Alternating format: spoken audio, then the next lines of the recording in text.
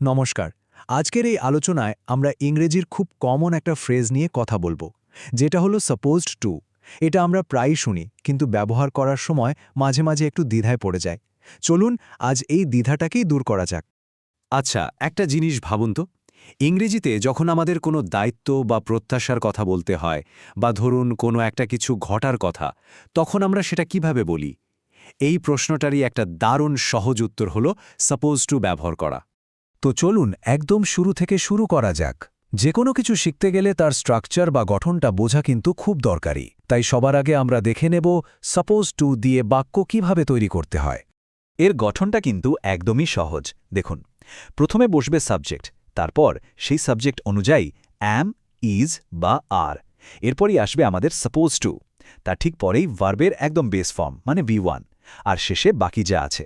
যেমন ধরুন, আই এর সাথে অ্যাম বসে, হি শি এর সাথে ইজ, আর ভি দে এর সাথে আর। সোজা, তাই না?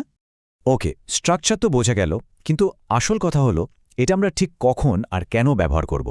মানে কোন কোন পরিস্থিতিতে এর ব্যবহার হয়। চলুন এবার সেই দিকটা একটু দেখে নেওয়া যাক। দেখুন, এর প্রধানত তিনটে ব্যবহার আছে। ১. যখন কোনো দায়িত্ব বা কোনো কাজ করার কথা বোঝানো হয়। ২. কোনো নিয়মকানুন বা এক্সপেকটেশন বোঝাতে।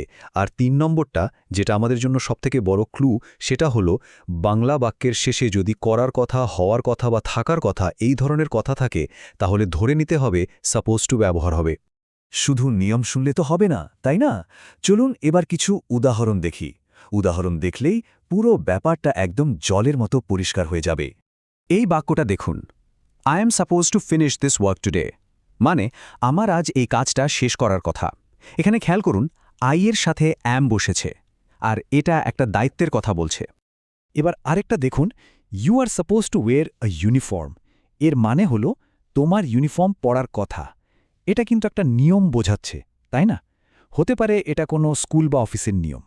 এই উদাহরণটা দেখি, he is suppose to call me, মানে তার আমাকে ফোন করার কথা। এখানে সাবজেক্ট যেহেতু হি, তাই ইজ ব্যবহার করা হয়েছে, আর এটা একটা প্রত্যাশা যে সে ফোন করবে। এর পরেরটা হলো we are suppose to be there by 6 PM। এর মানে আমাদের 6টার মধ্যে সেখানে থাকার কথা। এটা একটা দলগত পরিকল্পনা বা সবার একটা প্রত্যাশার কথা বলছে। শেষ উদাহরণটা দেখে নিই, she is suppose to study নাও, অর্থাৎ তার এখন পড়ার কথা। এখানেও দেখুন, সাবজেক্ট শি বলে ইজ বসেছে। এটাও এক ধরনের প্রত্যাশা যে এই সময় তার পড়ার কথা। তো আমরা গঠন দেখলাম, অনেকগুলো উদাহরণও দেখলাম। এবার চলুন সবচেয়ে কাজের টিপসটা, যেটা মনে রাখলে আর কোনোদিন ভুল হবে না, সেটা জেনে নিই।